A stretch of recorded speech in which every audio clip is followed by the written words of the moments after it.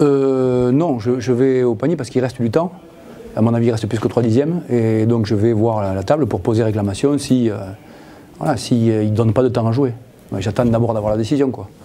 Mais bon, moi je vois qu'il reste du temps quand la balle rentre. Donc si tu vois ce qui s'est passé contre Chalon, je ne vais pas me priver non plus. Il faut arrêter de déconner. Et puis si tu veux, à un moment donné, il faut pouvoir...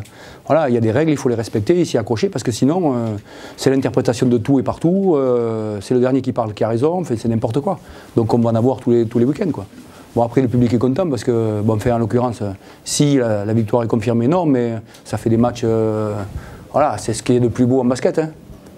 Des matchs serrés, où il y a le changement de scénario, où ça se joue à la fin, sur un panier, 2 paniers.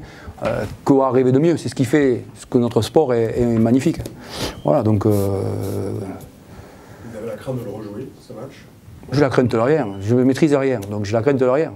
On rejouera s'il faut rejouer, voilà. Mais bon, si on rejoue tous les matchs qu'on joue, il va falloir qu'un jour que ça s'arrête quand même, parce que hein, ça va poser problème un jour ou l'autre. Voilà. Première mi-temps, c'est manque d'énergie, c'est incroyable, c'est incroyable. Ils mettent des tirs, Harris il met les tirs, bon, Kyle il peut mettre les tirs, enfin, tout le monde peut mettre les tirs. Donc il faut être intense. Et puis plus ils mettaient les tirs, plus on se reculait. Enfin, c'est incroyable. On n'a pas de cerveau, c'est pas possible. Donc il a fallu que je me mette en colère comme je me mettais en colère quand j'avais 25 ans avec les gamins de mon village. C'est du jamais vu, quoi. Donc à la mi-temps, j'ai pas parlé de basket, j'ai parlé simplement d'intensité. Voilà, au niveau basket c'était bien, on a bien commencé le match, on a raté les tirs, tout ça, mais on leur laisse trop de... Et puis eux, quand ils sont en confiance, ils sont terribles. Ils sont très redoutables, quoi. Regarde ce qu'ils font à la fin.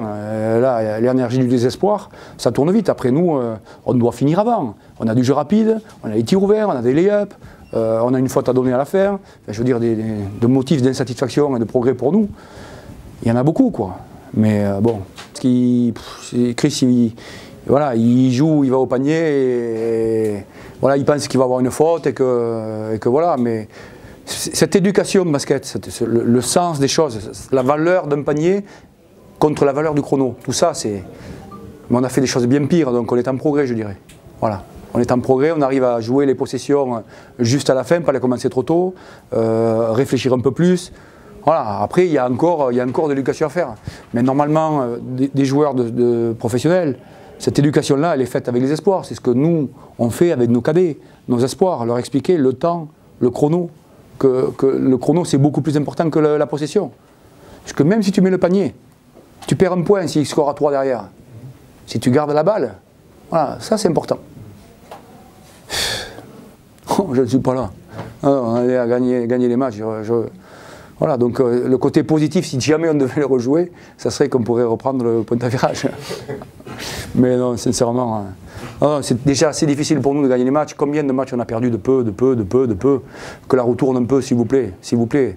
Et sincèrement, sur le match, je pense qu'on ne démérite pas. Voilà.